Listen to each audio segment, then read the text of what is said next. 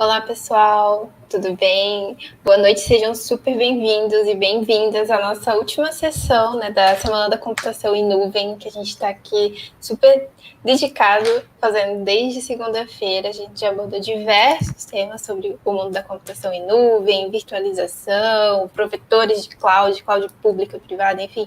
A gente está super feliz de estar fazendo essa iniciativa aqui. A gente está super feliz de ter mulheres incríveis hoje aqui com a gente. A Elisa, a Ana e a Beatriz, minha xará, tá? Elas estão aqui hoje para apresentar um conteúdo bem legal sobre Google Cloud.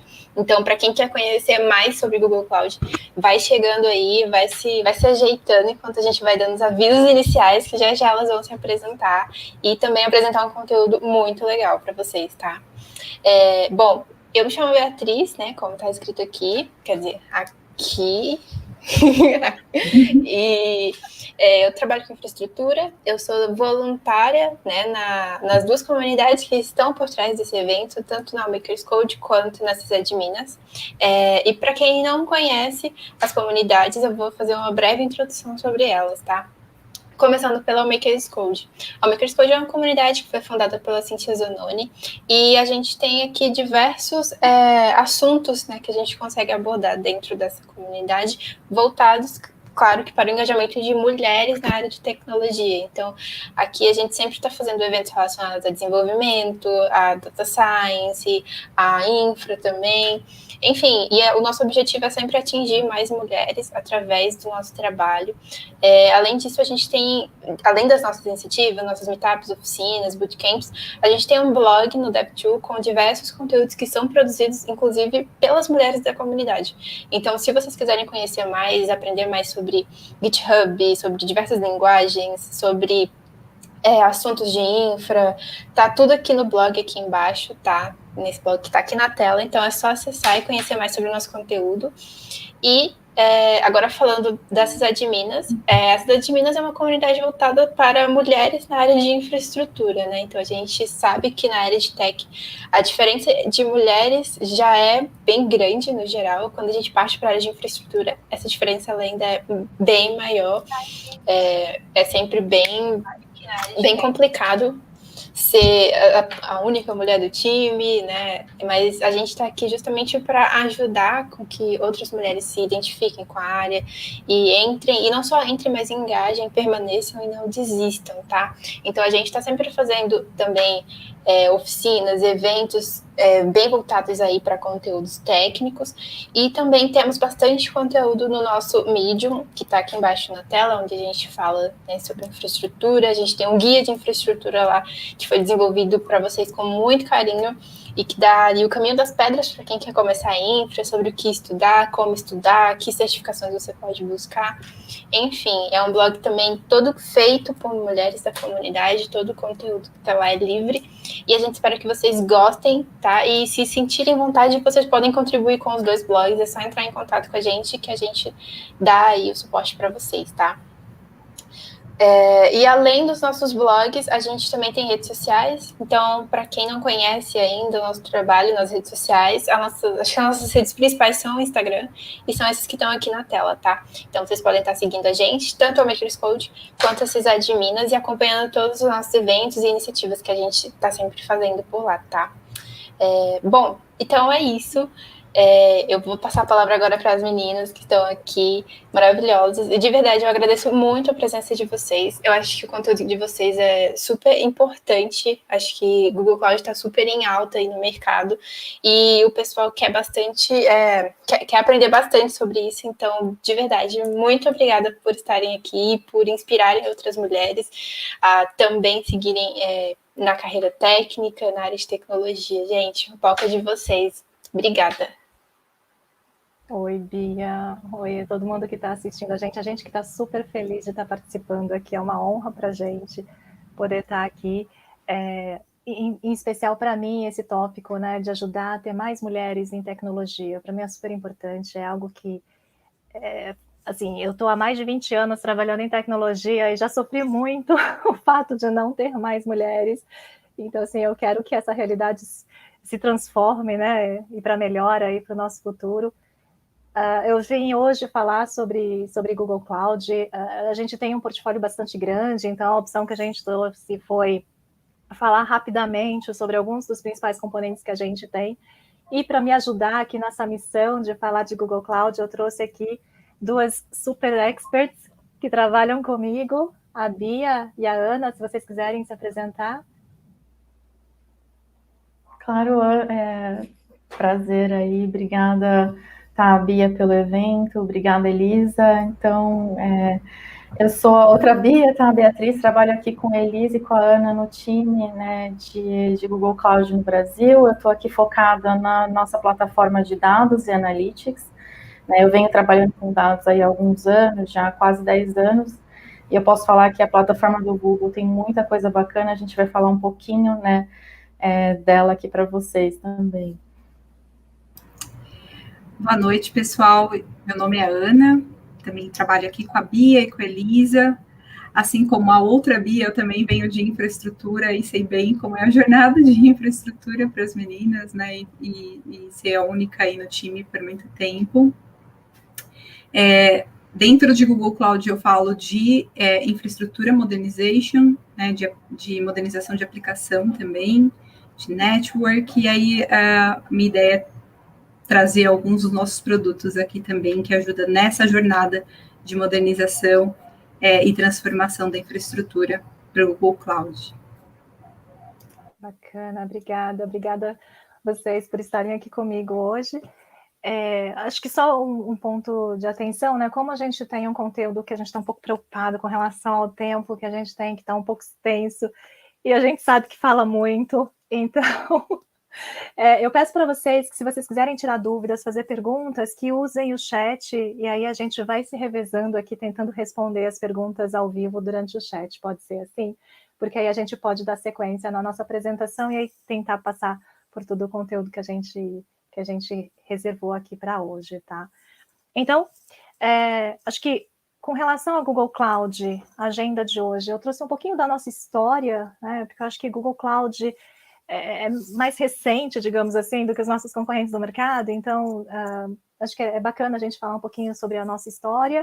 E aí eu trouxe uma visão geral sobre os principais componentes da nossa solução, né, do nosso portfólio, desde infraestrutura até a parte de colaboração e produtividade, e queria tentar ver se a gente consegue ter no finalzinho um tempo para falar um pouco de desenvolvimento de carreira sobre o Google Cloud, né, onde a gente pode aprender mais sobre isso, porque hoje realmente é uma pincelada rápida sobre as nossas soluções, mas onde que vocês podem se aprofundar, onde que vocês podem ter mais informações e como que a gente pode ter também a possibilidade de ter vocês trabalhando com a gente aqui em Google Cloud. Então, eu vou deixar esse tópico para o final aqui. Sobre Google Cloud, então, acho que só para começar, para esquentar aqui a apresentação, eu queria passar um vídeo rapidinho para vocês.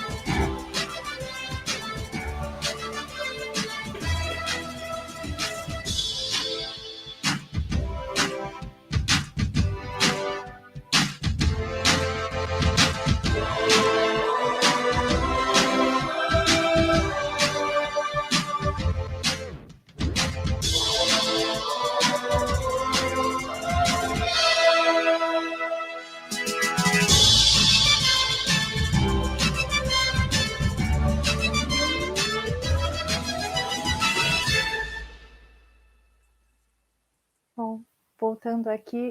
Opa! Desculpa. Espero que tenha dado para acompanhar o vídeo. Eu sei que às vezes ele falha um pouquinho, mas esse vídeo a gente fez no relançamento, na verdade, do data center aqui em São Paulo, para marcar aqui o crescimento que a gente estava tendo no ano passado. E aí, falando um pouquinho da nossa história, né? Eu sei que Google Cloud começou a oferecer os serviços de cloud para os nossos clientes um pouco depois que os nossos concorrentes, digamos assim, mas quando a gente fala de Google, né, eu estou falando de Google, que faz parte do grupo Alphabet, a gente trabalha com nuvem desde sempre, né? Faz parte do nosso DNA, faz parte de como a gente desenvolve as nossas soluções. E aí aqui tem só alguns exemplos, acho que de produtos que talvez vocês já conheçam bem e utilizam bem aí no dia a dia de vocês, desde Gmail, desde o Maps, enfim, do próprio Chrome. Então, assim, tudo que a gente faz está sempre muito baseado em nuvem, né? E tem sempre muita coisa de machine learning embarcada, porque de verdade Google como um todo é uma empresa de dados e inteligência artificial e machine learning faz parte do nosso dia a dia, faz parte de como a gente trabalha aqui dentro, né? Então, e dentro dessa linha, nasceu o Google Cloud, e aí se a gente falar mais especificamente de Google Cloud no Brasil, na América Latina, a gente teve um marco super importante aqui, que foi em 2017, quando surgiu o primeiro data center de Google Cloud aqui em São Paulo, para atender a região da América Latina, e aí nesse momento a gente começa a estruturar melhor o nosso atendimento, nosso suporte, nossa rede de parceiros, e em 2019 a gente teve um segundo marco muito importante, que é além de ter a região aqui em São Paulo, a gente ter a independência, vamos dizer assim, né, das Américas. Então, antes a gente estava junto com os Estados Unidos e Canadá, numa região Américas, e aí a gente passa, em 2019, a ser a região Latim-América, né, uma América Latina. E isso é super importante para a gente, porque nesse momento, daí em diante, a gente consegue estar mais próximo, a gente consegue focar mais em atender realmente de forma mais proativa os nossos clientes, o nosso mercado aqui brasileiro, né? E nesse momento, desde 2019, a gente tem crescido muito. Acho que a Bia comentou, né? A gente tá num momento que, graças a Deus, a gente está crescendo bastante. E, por exemplo, eu, a Bia, a Ana, nós três viemos como consequência desse crescimento que está acontecendo em Google Cloud, né? A gente tem aí menos de 2 anos trabalhando em Google Cloud por conta disso, né? Porque a gente conseguiu esse foco do Google no Brasil. E aí, o que são diferenciais de Google Cloud, né? Falando super rápido aqui para a gente não consumir muito tempo, acho que, primeira coisa, nossa premissa é ser uma plataforma aberta e flexível. A gente apoia muito as comunidades de open source, a gente acredita muito na questão de ser aberto e de permitir o nosso cliente de ter flexibilidade de escolha, de trabalhar com o que ele acredita que é melhor para ele, né? Então, assim, multi-cloud, modelos híbridos, fazem parte do nosso core, fazem parte da nossa estratégia. A gente acredita que nesse mundo de cloud, o cliente não vai ficar preso a uma solução A ou B, né, a um provedor A ou B, ele quer poder realmente extrair o melhor de cada um deles. E a gente está se preparando para isso, a gente quer entregar soluções que permitam isso aos nossos clientes. Inteligência, como eu falei, a gente trabalha a parte de dados e machine learning, isso em todas as nossas soluções já embarcadas. Sustentável, como vocês viram no vídeo, a gente é um dos maiores compradores de energia renovável do mundo e a gente tem essa preocupação no dia a dia. Segurança faz parte de uma das nossas obsessões aqui, então vocês vão ver um pouquinho mais tarde como funciona isso aqui com a gente. E o Google tem uma questão, né, de ser uma empresa reconhecida no mercado pela sua capacidade de inovação. E essa inovação, ela está totalmente habilitada através da nossa capacidade de colaboração. Então, colaboração é um ponto-chave para a gente dentro da nossa cultura e a gente quer poder levar essa cultura de colaboração que gera inovação para os nossos clientes também. Né? Sempre também olhando a questão de redução de custos e soluções de indústria, no sentido de que muitas empresas hoje querem adotar a nuvem, mas elas não sabem por onde começar, né? E esse processo de adoção, às vezes, é muito complicado. E quando a gente leva uma solução mais empacotada, mais pronta, já pensando numa indústria específica, já num processo específico, isso pode ajudar na adoção e facilitar o processo de adoção de uma solução em cloud para o nosso cliente, tá? Então, assim, essas são as premissas que a gente utiliza e a que a gente acredita que são os nossos diferenciais no mercado.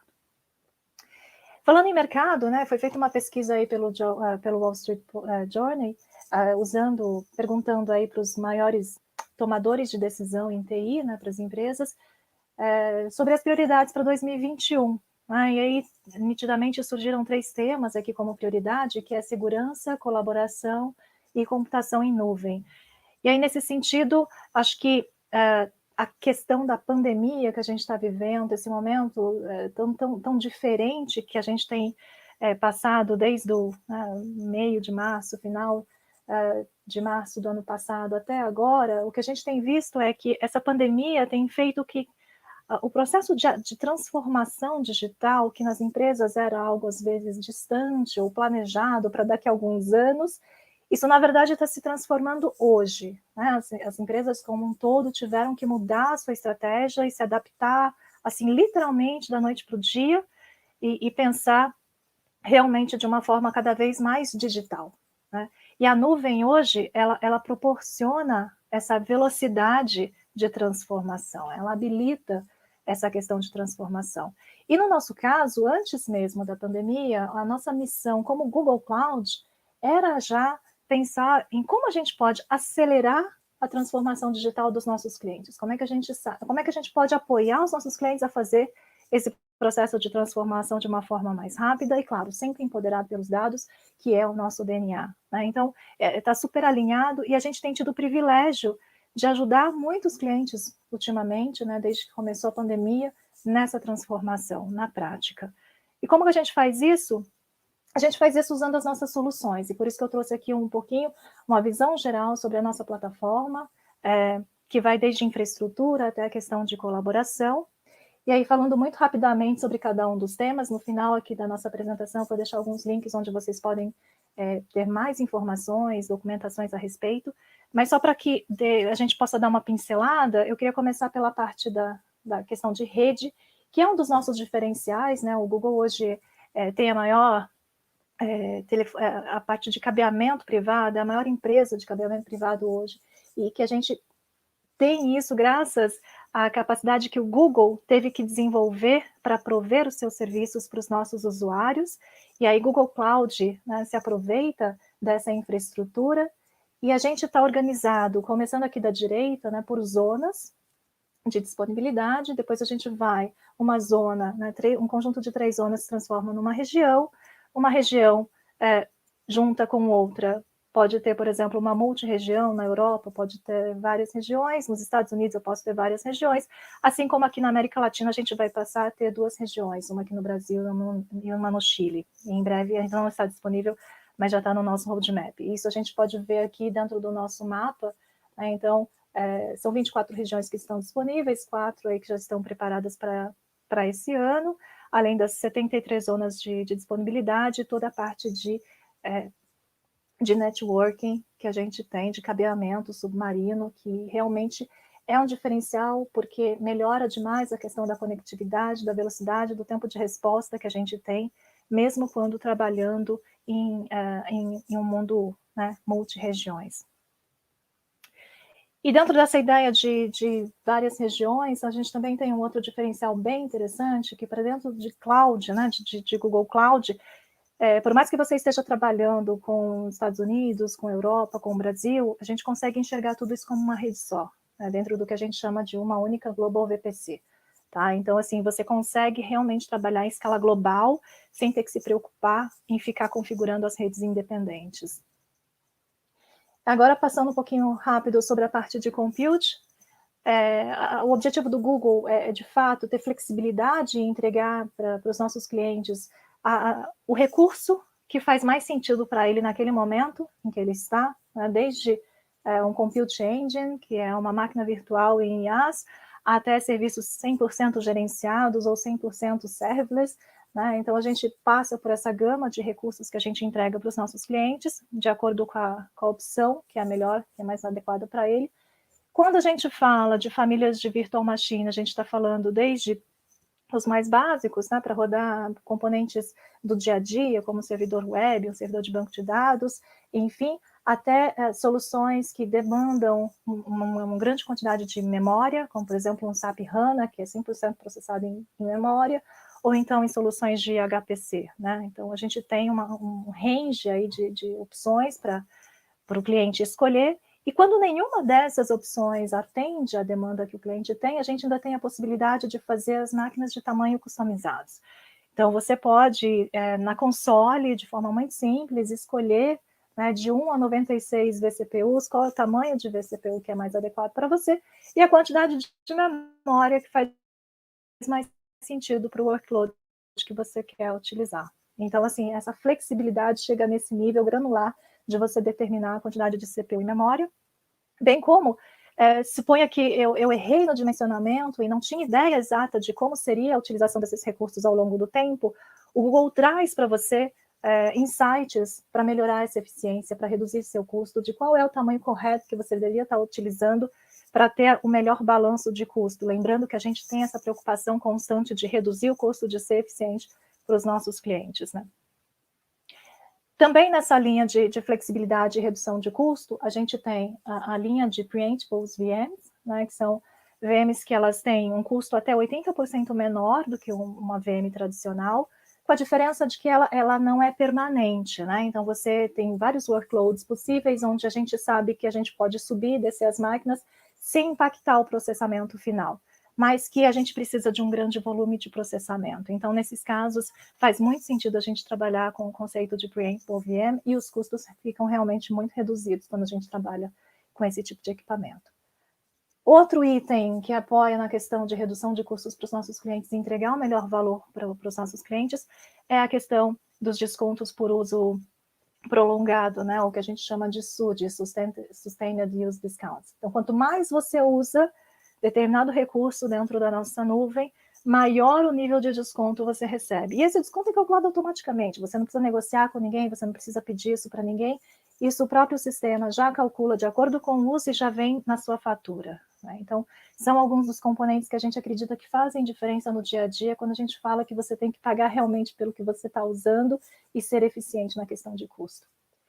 E um último ponto aqui com relação à compute e a parte de live migration, que também é algo super interessante, né? Todas as nossas VMs, elas na verdade são containers, né? Então, a gente consegue fazer a manutenção por baixo dessas VMs sem necessitar um downtime das suas máquinas, sem precisar uma janela de manutenção, uma parada, que é algo que muitas vezes é muito sensível para os nossos clientes, né? Não dá para ficar negociando, parar o meu site que é 24/7, para fazer uma atualização de hardware ou de sistema operacional. No Google Cloud não é necessário, porque essas atualizações acontecem e são necessárias para fazer, né, o dia a dia e manter o ambiente seguro, porém isso acontece com o que a gente fala de live migration, ou seja, totalmente transparente para os nossos clientes.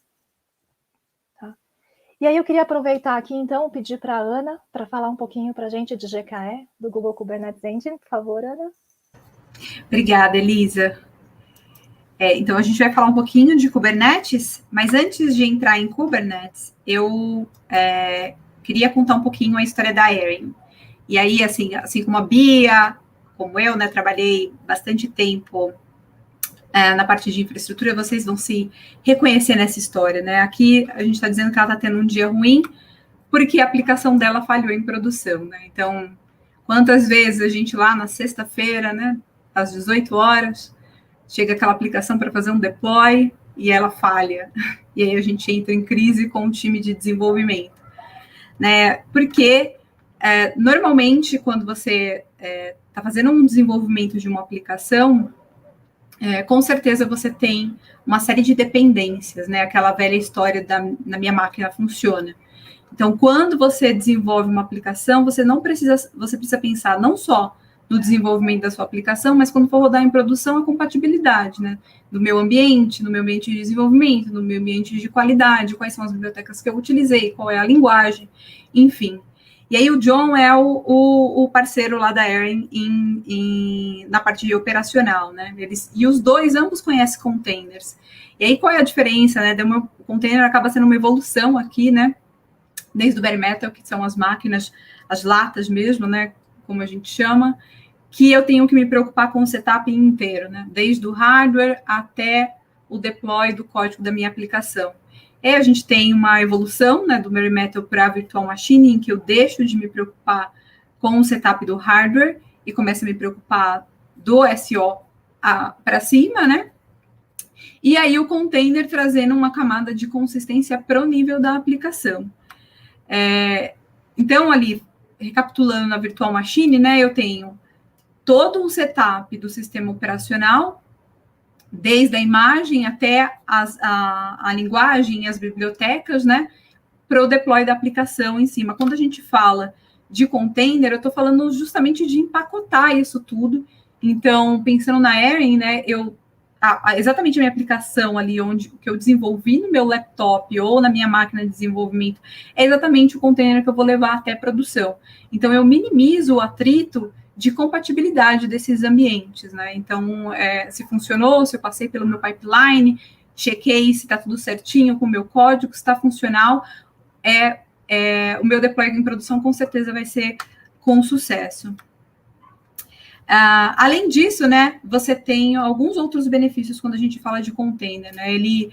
Um container, ele contém várias camadas que são read-only, né?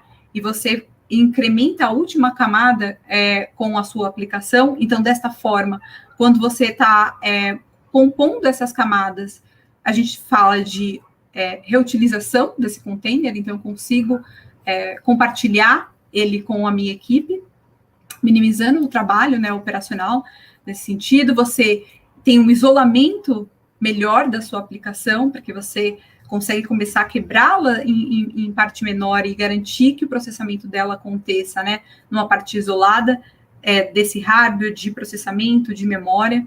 A gente começa a falar de infraestrutura imutável, né, então é uma evolução para quando eu tenho um problema, ao invés de eu de repente, começar a fazer troubleshooting, eu simplesmente refaço esse deploy com um container novo, ou corrijo num container novo e faço um novo deploy.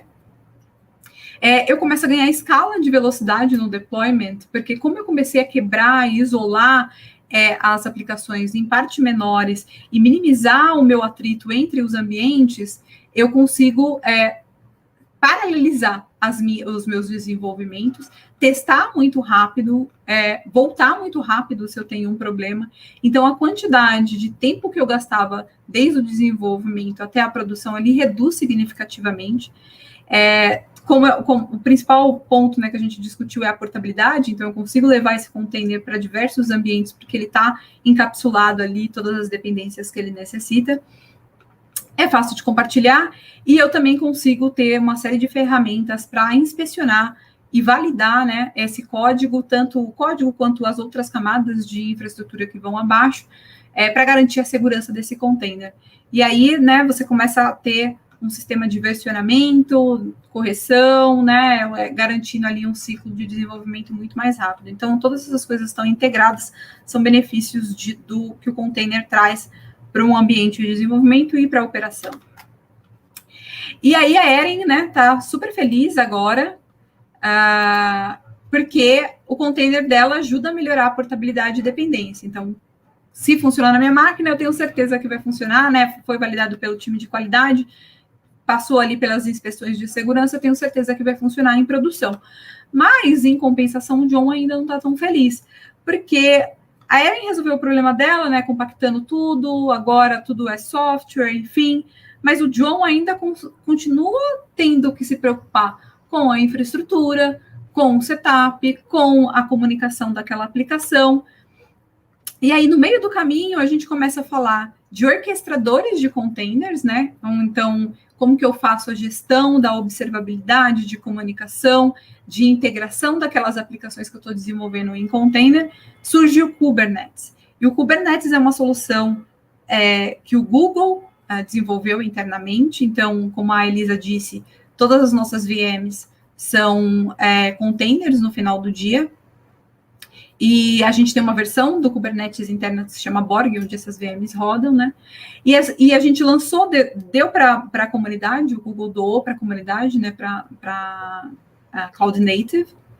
E a gente lançou uma versão gerenciada do Kubernetes, porque se alguém teve alguma experiência de subir o Kubernetes na mão, aí na unha, ele facilita muito a vida depois de estar no ar, mas a gestão e a configuração pode ser uma coisa tão simples.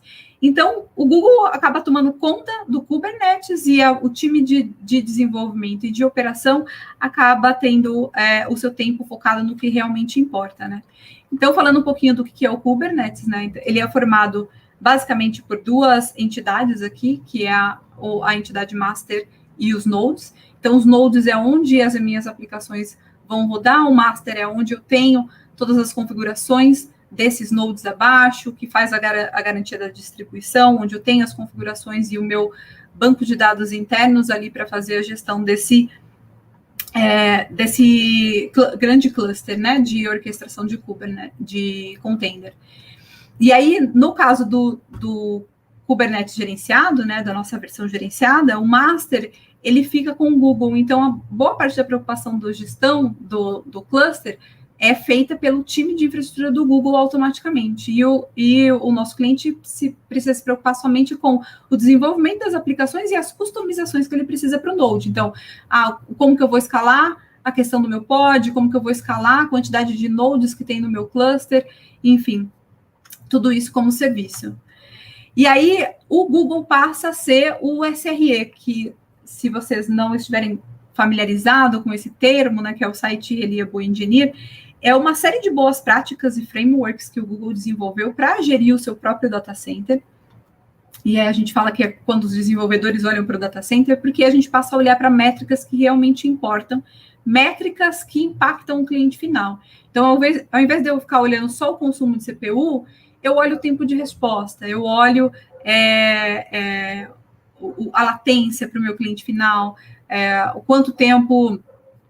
se o meu cliente final está tomando erro, enfim. E aí eu começo a olhar e criar métricas para prever que isso aconteça. Então, eu tenho uma série de métricas já pré-pronta dentro do Kubernetes e que você consegue implementar isso dentro do seu ciclo de vida, fazendo um auto-repair, um auto-upgrade para o Node, né? Quando você faz uma integração ali com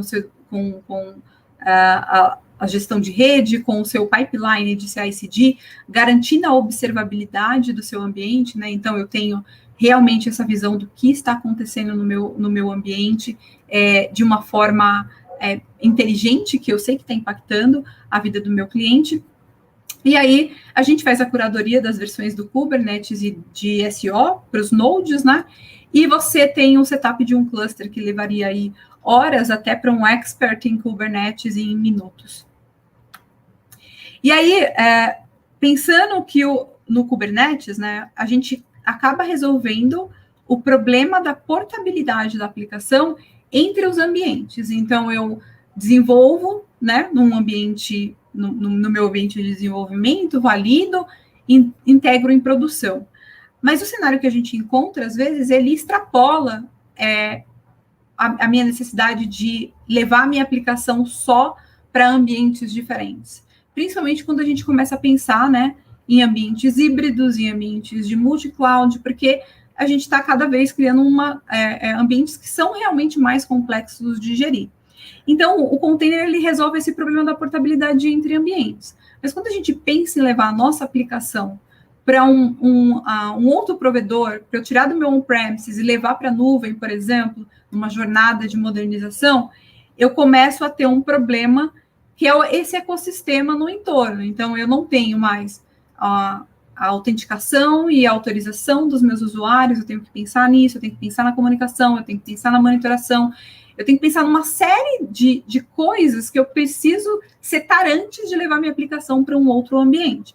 E o Anthos é a nossa plataforma que a gente lançou justamente para transformar a realidade de um ambiente híbrido e um ambiente multi-cloud realidade para os nossos clientes. Então, o Anthos é uma plataforma aberta, né? A gente tem sempre essa abordagem de ser aberto, híbrido e multi-cloud, que habilita, né, a gente modernizar as aplicações existentes e construir aplicações novas, rodando exatamente onde a gente precisa de uma maneira segura. Então, aqui, né, dando uma visão a 10 mil pés de altura do Anthos, ele garante, né, o gerenciamento dos clusters de Kubernetes, o gerenciamento do ciclo de vida, as configurações, as enforcement de política que você vai estabelecer para o seu ambiente, a gestão desses serviços, né, a operação, então toda a minha observabilidade e segurança, independente se eu estou rodando a minha aplicação, né, e o meu cluster ali de Kubernetes no Google Cloud, na Amazon, na Azure, num VMware dentro de casa, num Bare Metal, em clusters que já existente que você pode atachar abaixo do Anthos, em computação em Edge. Então, eu trago realmente a realidade de ter um ambiente multi-cloud e um ambiente híbrido com o que a gente sonhava lá no começo, quando surgiu o Kubernetes, né? Agora eu posso levar a minha aplicação, e aí, conforme a história vai evoluindo, a gente descobriu que não era tão fácil assim sair de um ambiente e ir para um outro, principalmente numa jornada de modernização de aplicação. E aí o Anthos vem com uma série de ferramentas que facilita essa jornada. Uma dessas ferramentas é a gente transformar aqui, né, VMs em containers, com uma menor frição. Obviamente que essa ferramenta não é uma ferramenta bala de prata, não é todo ambiente que você vai usufruir 100% da potencialidade de transformar uma aplicação em container, mas ela facilita bastante quando você quer migrar um ambiente para um container, para já transformar ele em um ambiente mais light. Com isso você ganha escala na aceleração de modernização, de migração para a nuvem, né? Garantindo ali que você tenha menos frições, né? Menos problemas, né, na hora que você vai migrar um workload existente para a nuvem. Você garante que você tenha essa jornada com o menor problema possível.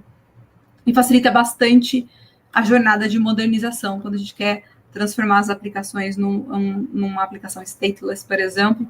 Não que ele transforme a aplicação em stateless, mas você já tem um path para isso aí no meio do caminho. E agora eu queria voltar a apresentação para Elisa, que vai falar de serverless.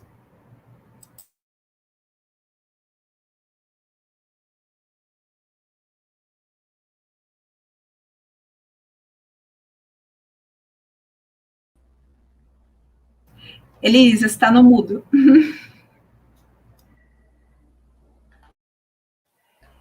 Desculpa, pessoal, eu acabei não ajustando aqui o meu slide e ele ficou lá para trás. Deixa eu continuar aqui. Agora vocês estão me escutando? Ok. Falando um pouquinho sobre serverless, então, só para encerrar esse capítulo de infraestrutura, a gente tem aqui diversos componentes em Google Cloud que trabalham nesse modelo de serverless, ou seja, eu não preciso me preocupar com infra, eu não preciso me preocupar com size, eu não preciso me preocupar com tamanho de máquina, com quantidade de memória, se vai ter performance ou se não vai ter performance. Eu deixo isso na mão de quem está me entregando isso, no caso de Google Cloud. E eu só me preocupo realmente em desenvolver meu código e entender o que é melhor para o meu negócio, o que eu preciso fazer, qual é a melhor análise que eu preciso entregar. Enfim, eu preciso focar somente naquilo que é relevante. Então, eu abstraio toda essa camada de infraestrutura. E aí, dentro dessa capacidade que a gente tem de entregar serviços serverless, a gente tem uma abrangência grande. A Bia vai falar um pouco mais sobre o que está aqui do lado esquerdo, de BigQuery, Cloud PubSub, Data Store, né, que são soluções nossas que são serverless. A gente também tem toda uma parte de serverless na parte de machine learning, inteligência artificial, e a gente tem também serviços serverless dentro da parte de infraestrutura, onde a gente tem a parte de Cloud Functions, para você disparar código a partir de eventos, ou então de App Engine, para você montar, por exemplo, uma aplicação web sem ter que se preocupar com toda essa parte de infraestrutura, né? Então, isso gera para a gente uma questão de agilidade, facilidade e foco no business e no desenvolvimento, que muita gente acabou optando por esse caminho de serverless. Porém, também existe, em muitos casos, a vontade de se continuar tendo flexibilidade, ou então eu quero continuar tendo maior controle sobre o meu ambiente. Aí, ok, a gente pode continuar seguindo pelo caminho de containers. São opções que a gente tem. E quando a gente pensa aqui em serverless, a gente pensa no modelo operacional, onde, de novo, eu não preciso me preocupar com o gerenciamento de infraestrutura, ele é todo gerenciado pelo Google e com toda a parte de segurança embarcada dentro da solução, e a gente só paga pelo que usa, né? O que é mais interessante. Então, se meu projeto está começando pequeno, eu pago pouco. Se eu tenho poucas transações, eu pago pouco. E se isso começa a subir, eu pago o equivalente ao que eu estou utilizando. E dentro desse modelo também de serverless, a gente tem que pensar também num ajuste no modelo de programação, né, onde a gente começa a pensar uma programação baseada em serviços e baseado no modelo stateless, para que a gente possa trabalhar aqui com a questão de serverless. Eu vou passar agora a palavra para a Bia, que ela vai falar para a gente da parte de storage, da parte de dados. Bia, por favor. Obrigada, Elisa. Então, aqui, né, entrando um pouquinho no assunto de dados, o que a gente tem de dados dentro da plataforma Google Cloud, tem muita coisa, tá? Então, já antecipando para vocês, a gente tem praticamente, né, diversos tipos de armazenamentos diferentes para atender, né, qualquer tipo de demanda.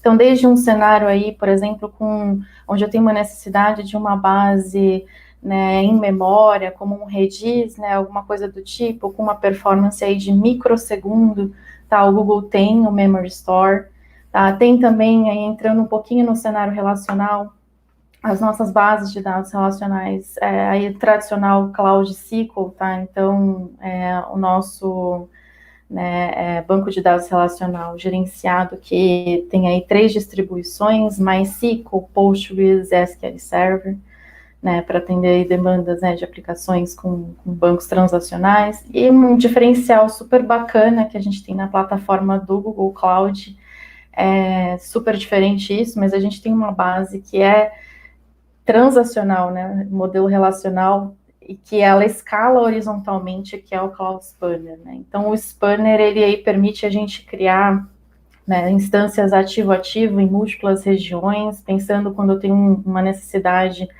né, rodando uma aplicação global, tá, atuando aí em diferentes regiões do Google, e ainda assim eu preciso de uma performance, né, e consistência na base de dados relacional. Então a gente tem um Spanner aí que atende vários cenários, tá, bem, assim, interessante mesmo. Olhando um pouco para um ambiente aí, um cenário NoSQL, né, a gente tem também várias, assim, algumas opções aqui para atender, né, algumas demandas, como banco de dados, né, para documento, como Firestore, DataStore, né, pensando também em aplicações mobile. A gente tem também o nosso banco de dados aí, chave e valor. Não sei quem está de dados aqui, tá, no call, mas assim, só fazendo um breve resumo aqui. A gente tem o nosso chave-valor, que é o Bigtable, tá? Quem já trabalhou ouviu falar de Apache HBase, tá? O Bigtable é o nosso HBase aqui gerenciado. E, né, corações aqui, né, na solução portfólio de Analytics no Google Cloud, que é o nosso Data Warehouse aí em escala Enterprise, que é o BigQuery. Tá? Quem nunca ouviu falar, o BigQuery aí, um DW totalmente gerenciado e com uma performance, assim, muito bacana, né, se alguém tiver interesse, tá, por favor, pesquisa um pouquinho, entre em contato com a gente tem até vários conteúdos gravados, tá, falando especificamente, né, de BigQuery aqui no nosso time, além de, assim, várias outras formas de armazenamento, pensando em arquivos e objetos, então documentos, imagens, texto, tá, principalmente dados aí não estruturados, né, discos persistidos para atender máquinas virtuais, tá? Então, assim, a gente tem praticamente aqui, né, várias formas diferentes. E aí, falando, né, focando um pouquinho mais, né, no nosso portfólio aqui de analytics mesmo, né, e inteligência artificial, um ponto muito importante, né, que a gente tem percebido é que o mundo está gerando cada vez mais dados, né, então aí com, né, o advento da computação, né, depois internet, IoT, né, e e-commerce, né, então você capturar a telemetria de usuário, né, no comportamento, né, dele online, isso aí está gerando, né, cada vez mais informação, então a gente estima aí que a gente saiu de 33 zettabytes em 2018, a gente vai chegar em 175 zettabytes em 2025, né? Então isso é muito dado, né? E a gente sabe que hoje, tá, pesquisas aí feitas com CEOs de diversas empresas, a gente tem visto que dados, né, inteligência artificial, eles têm sido, assim, peças muito importantes mesmo no processo de transformação das empresas, né? Mas em contrapartida também a gente percebe que a análise de dados, ela não mudou, ela ainda está seguindo, né, a maioria dos casos aí, um modelo mais tradicional. Então, poucas empresas aí, elas têm já uma cultura mais data-driven, tá? Então, muitas empresas, elas estão percebendo esse gap e sabem que precisam mudar. Então, é um assunto que está realmente muito em alta, tá? E o Google, ele tem aqui, assim, todas as características, tá, para ajudar com esses desafios da gente lidar com, né, altos volumes de dados, né? Então, alguns dos desafios aí, os principais que a gente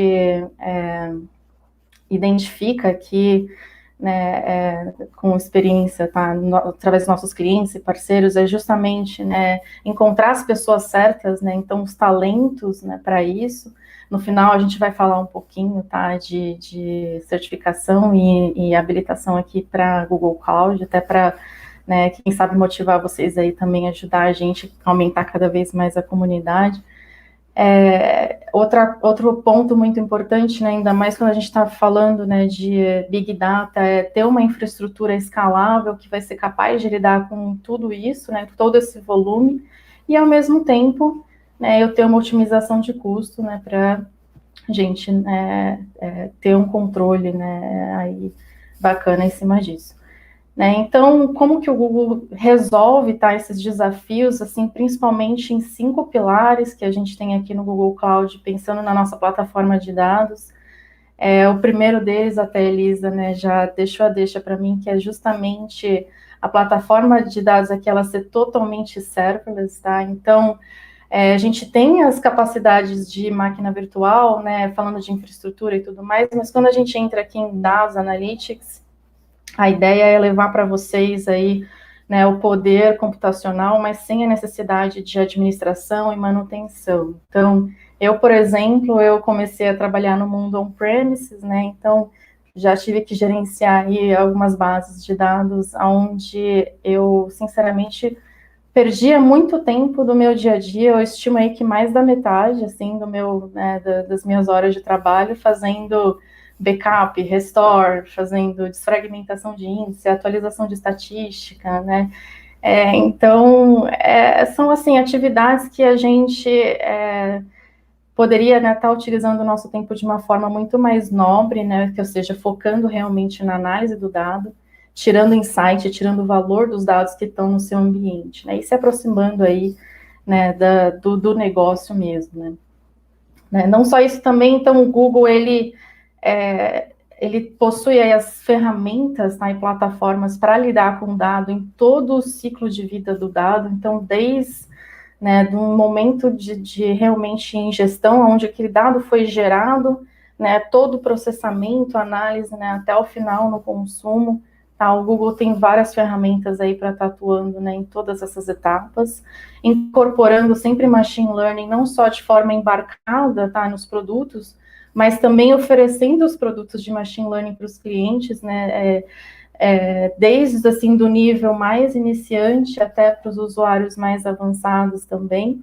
né, e toda a nossa plataforma, ela é baseada em open source, então o Google Cloud é super aberto, né, super compatível aí com as comunidades open source, o Google vem, inclusive, né, contribuindo com as comunidades desde sempre, e a gente aqui consegue ter uma infraestrutura, assim, para atender empresas desde, né, das menores, aí com poucos gigas, ou até mesmo, né, poucos terabytes, né, de dados, até empresas super grandes, né, com vários petabytes aí, né, que a gente precisa endereçar. Então, né, é uma plataforma super ampla, a gente tem vários componentes aqui, né, para compor cada um desses, né, dessas etapas aqui do ciclo de vida do dado.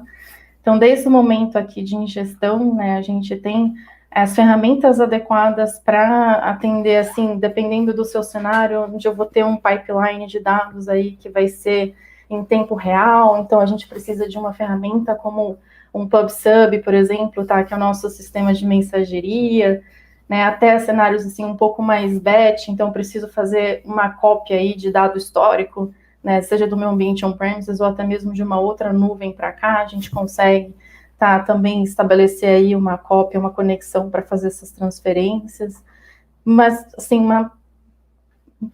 assim, diversas ferramentas de transformação mesmo, pipelines de dados aqui para a gente fazer ETL, data quality, né, e você poder, né, carregar o seu dado de um lado para o outro de uma forma bastante aí rápida, acelerar ao máximo o processo e também utilizando o conhecimento prévio dentro da sua equipe, né, se de repente o time tinha uma determinada preferência por uma linguagem de programação ou por um determinado framework, uma plataforma.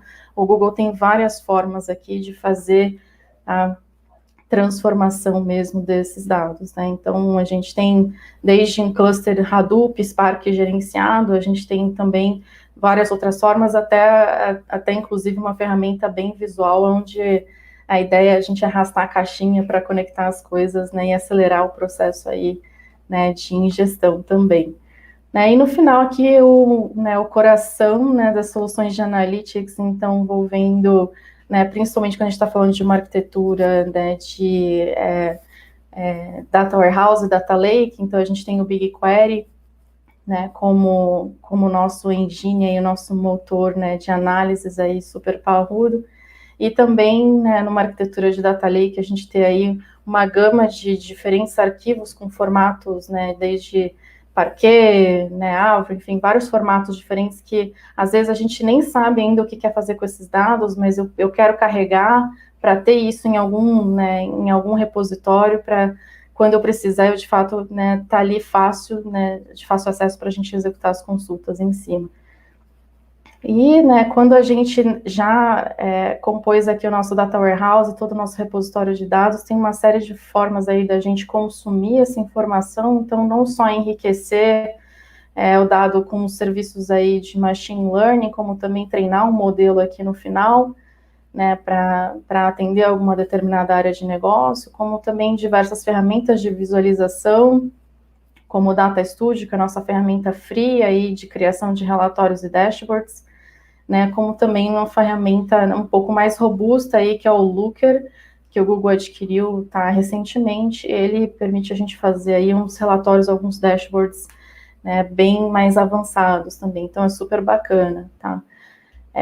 Falando um pouquinho de inteligência artificial, então, né, a gente tem aqui no Google vários níveis, tá, de maturidade, aí pensando desde o usuário mais iniciante no assunto, até aquele usuário mais avançado. Então, não necessariamente eu preciso ser um cientista de dados para criar um modelo de machine learning, tá? Aqui, o Google, ele oferece, desde a primeira camada aqui nas soluções, tá, já pré-prontas, a gente tem praticamente soluções que são plug and play, tá, onde você não precisa desenvolver nada, nenhum tipo de integração, você está contratando um serviço, uma solução que foi desenvolvida pelo Google pensando num cenário de negócio, tá? Até algumas soluções, por exemplo, que a gente já começa a falar aí de building blocks, onde a gente pega serviços, né, containers ali do Google com os serviços cognitivos que o Google expõe para a gente consumir já, né, um serviço de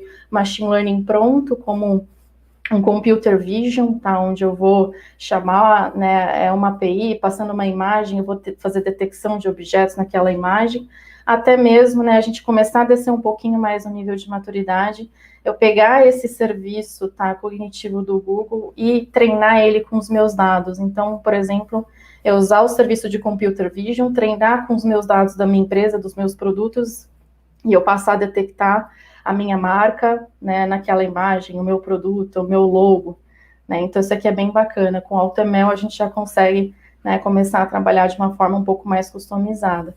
E para aquele usuário, né, que já, né, um pouco mais avançado, está acostumado com as ferramentas aí de criação de modelos de machine learning, algoritmos aí, né, um pouco mais avançados, a gente oferece também toda uma plataforma, né, com várias ferramentas aí, né, infraestrutura para isso, com diferentes hardwares, inclusive, tá? Então, quebrando um pouquinho cada uma dessas caixas, a gente, né, não vai ter tempo para falar de cada uma delas, mas só para vocês terem uma ideia, né, do quanto é ampla, tá, o portfólio aqui. Então, a gente tem, né, desde essas soluções aqui pré-prontas como Contact Center AI, aí pensando em, né, modernização de call centers, né, onde são vários serviços cognitivos dentro, né, de uma solução, né, um modelo aí totalmente pronto, até tá, as APIs que o Google expõe, que nem eu comentei, as APIs que o Google expõe e permite a gente customizar, né, e aí aqui na plataforma, né, com todos os componentes aí, Keras, TensorFlow, aí o céu é o limite, né, para a gente fazer até modelos de Deep Learning, escolhendo né, a nossa infraestrutura. O Google oferece a CPU tradicional para fazer o treinamento de modelos, mas a gente tem também a GPU, né, um diferencial do Google, que é a TPU, que é o nosso hardware aí otimizado para modelos no TensorFlow. Então é super bacana a plataforma, a ideia é vocês, né, começarem de algum lugar, mesmo que a gente não entenda de machine learning, vocês vão ter acesso aqui com certeza à ferramenta que vai fazer mais sentido. Né? E digamos que, poxa, eu desenvolvi um modelo e no final eu quero levar esse modelo para outro lugar, então aqui com o Kubeflow também tem um componentezinho aqui no meio, né, desse mar de componentes, permite a gente pegar esse modelo e colocar ele, fazer um deploy no container, né, que as meninas estavam falando aqui, e aí, né, quando está no container, a gente pode, né, levar para outro ambiente, até mesmo para o ambiente on-premise, né, para trabalhar. Então, super aberto aqui a plataforma ser totalmente lock-in, sem lock-in mesmo. Tá, eu vou passar de volta agora para a Elisa falar um pouquinho de segurança aqui no Google Cloud. Obrigada, Bia. E só para a gente não extrapolar muito o tempo aqui, eu vou tentar ser breve nesses 2 últimos blocos que a gente tem aqui de segurança e colaboração. Então, assim, com relação à segurança, acho que a abordagem que o Google utiliza é trust nothing, né? Não confia em nada. E aí, nesse sentido de não confiar em nada, a gente é bastante abrangente. Isso vai desde o hardware lá de baixo até a parte dos serviços que estão disponíveis nisso, em toda a parte de autenticação e identidade, em toda a parte de armazenamento de dados, toda a parte de comunicação e tráfego dos dados dentro da nossa rede e também, por fim, a parte de operação, né, de segurança. Então, quando a gente fala na parte de hardware, por exemplo, só para ilustrar, o próprio Google produz o seu próprio chip, né, e a gente tem aqui componentes específicos para garantir que a autenticação ocorra inclusive no nível do chip. E por que a gente faz o nosso próprio hardware, né? Para a gente evitar realmente qualquer ponto de vulnerabilidade que possa vir do mundo externo para os nossos data centers. Então, vai nesse nível o grau de preocupação em segurança dentro dos nossos data centers. E também toda a parte de criptografia, né? Então, a gente tem toda a criptografia por padrão na transmissão dos dados, no tráfego dos dados, mas também no armazenamento desses dados, né? Quando a gente fala at rest. E isso é por padrão e isso é a forma como a gente tem para proteger os dados dos nossos clientes. Então, o que a gente percebe que antigamente, né, vamos falar assim no início, muitas empresas tinham dúvidas se iam vir para a nuvem por causa da segurança dos dados. Poxa, meus dados vão estar lá na nuvem. E agora o que a gente tem visto é um movimento ao contrário, né? Muita gente tem procurado se mover para a nuvem, fazer a jornada para a nuvem, justamente porque percebeu que os componentes de segurança que a gente tem dentro de uma nuvem são muito maiores, muitas vezes, do que a gente tem dentro de casa no nosso data center on-premises. Isso é um retrato do que a gente tem, por exemplo, aqui dentro de Google Cloud. Então, como eu falei, né, eu só quis dar uma pincelada aqui, a gente tem outras soluções que complementam esses itens de segurança, mas foi só para passar uma visão rápida aqui. E na parte de colaboração e produtividade, eu acho que o bacana é que a gente tem a nossa solução de Google Workspace. Antigamente era conhecida como G Suite, então talvez vocês conhecessem também por esse nome. A gente renomeou esse ano para Google Workspace, e que junta, né, essas ferramentas que a gente já está acostumado muitas vezes a usar no nosso dia a dia, não no nosso mundo profissional, mas no nosso mundo pessoal, né, Gmail, Meet, Docs, Sheets, enfim, onde a gente empacota tudo isso num único lugar para realmente promover as empresas e as organizações com um ambiente totalmente colaborativo. E é o que a gente usa dentro do Google, é o que muitas vezes possibilita a gente ter essa cultura de inovação, né? Essa colaboração, e a gente está conectado com as pessoas, e de uma forma total. E aí, como eu comecei com o vídeo, falando um pouquinho de Google Cloud, eu queria terminar aqui de falar sobre o portfólio nosso, passando mais um vídeo sobre o Workspace.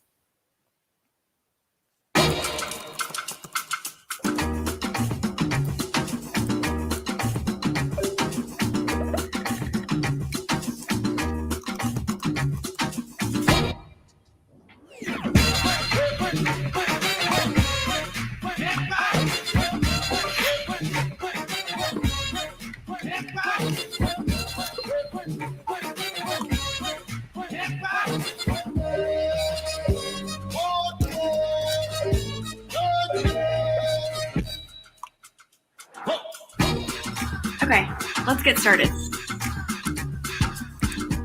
Can we make that orange? Great, there we go. Okay, what do you think, Steve? Steve?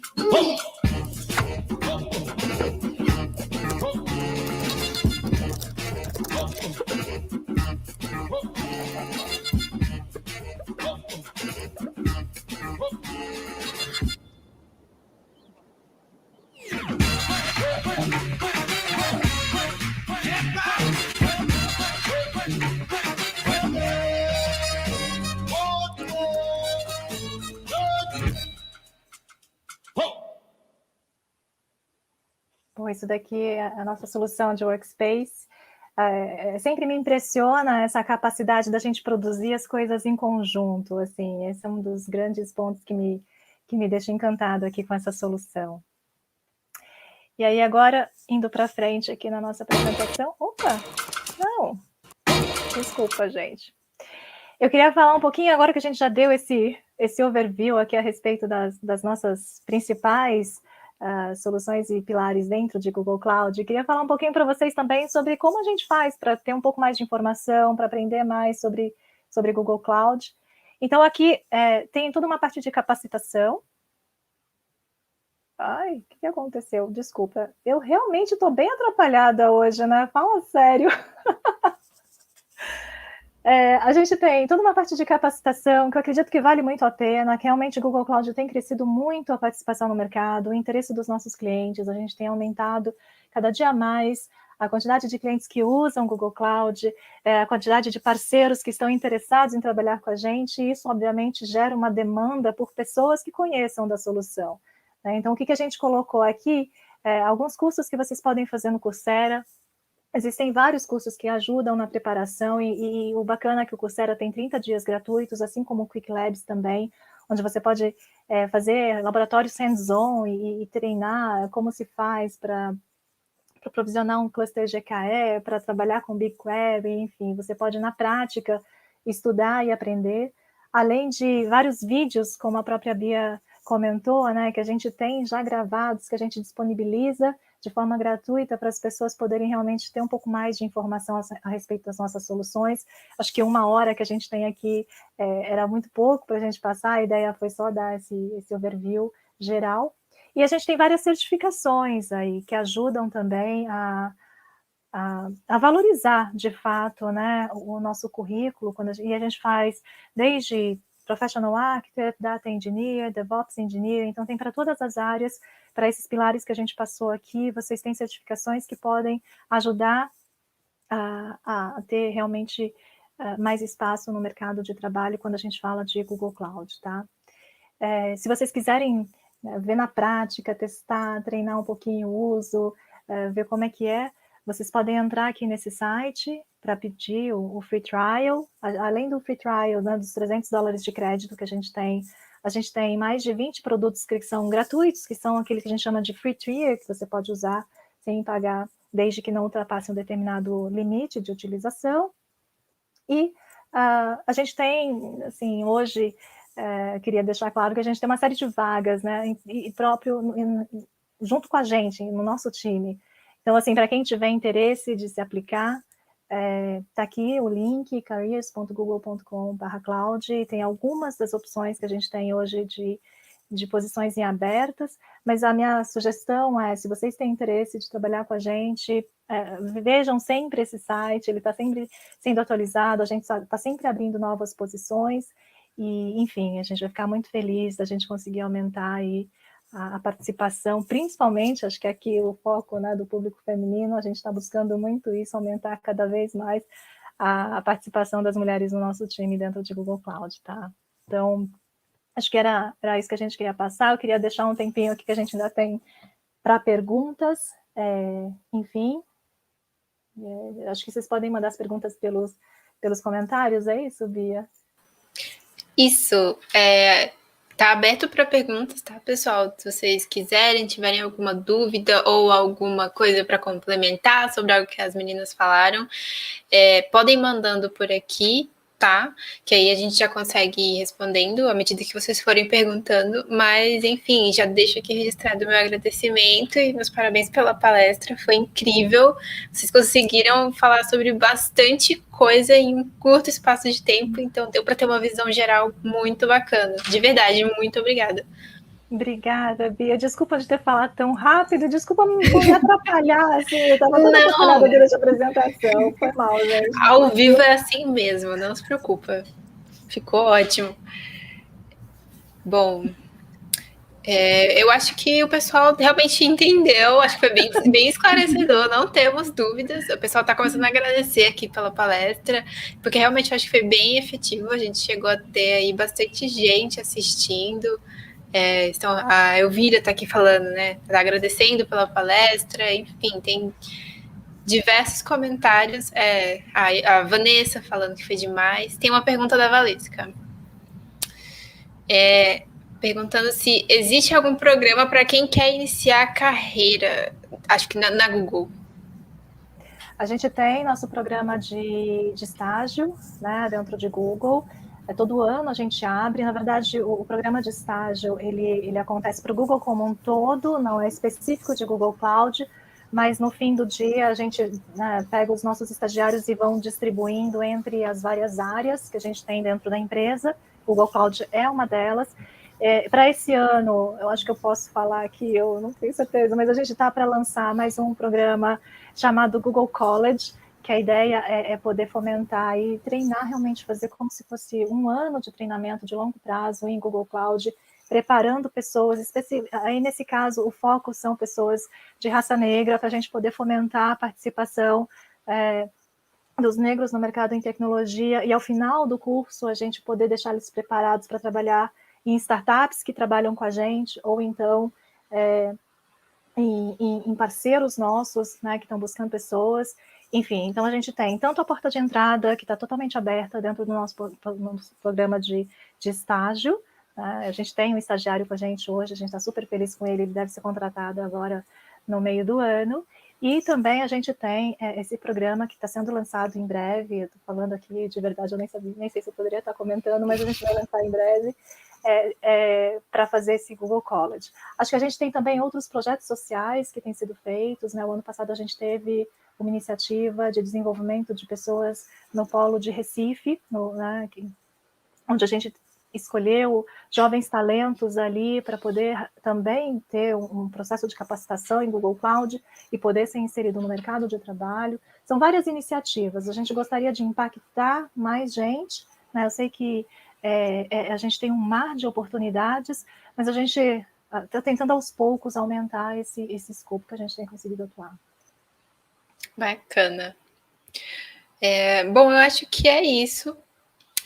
Tem muitos agradecimentos aqui sobre a palestra. De verdade, estou super feliz com o resultado, com o impacto. Tem várias pessoas aqui. A Lígia está falando que foi ótimo, gostou acho que do tom de voz de vocês, enfim, foi tudo muito perfeito. Gente, a gente que está muito feliz. Eu estou super feliz de estar aqui com vocês. Assim, eu estou super nervosa também, acho que deu para perceber assim, a quantidade de bagunça que eu fiz aqui. Não, relaxa. É legal estar aqui, é um privilégio, de verdade. Obrigada mesmo pela oportunidade. Obrigada, Bia e Ana, por estarem aqui comigo, me acompanhando. Elas é que são as donas do conhecimento, gente. Então, assim, acho que se elas não estivessem aqui, não teria sido a mesma coisa. Obrigada, Elisa, pelo convite. Obrigada, Beatriz. Obrigada pelo convite. Feliz. Imagina. A Valesca tá falando para você ensinar ela a manter essa calma pleníssima. Não deu para perceber que você estava nervosa. E tá falando que a energia da Ana e da Bia é incrível. Então é isso mesmo, gente. Eu concordo com tudo. E fica aqui meu muito obrigada para vocês e também para quem ficou assistindo aí durante essa 1 hora. Espero que vocês tenham aprendido, tenham gostado. E é isso. Assim a gente encerra muito bem, né, a nossa semana aí da computação em nuvem. Ao longo do ano a gente vai fazer várias outras atividades. A gente espera poder contar com vocês, meninas, ao longo do ano. Se a gente tiver outras coisas envolvendo o cloud, a gente com certeza vai lembrar de vocês. E é isso, gente. Muito obrigada e boa noite. Obrigada. Boa noite a Boa todos. noite a todos. Obrigada por estarem aqui com a gente hoje. Boa noite, pessoal. Tchau, tchau, menina.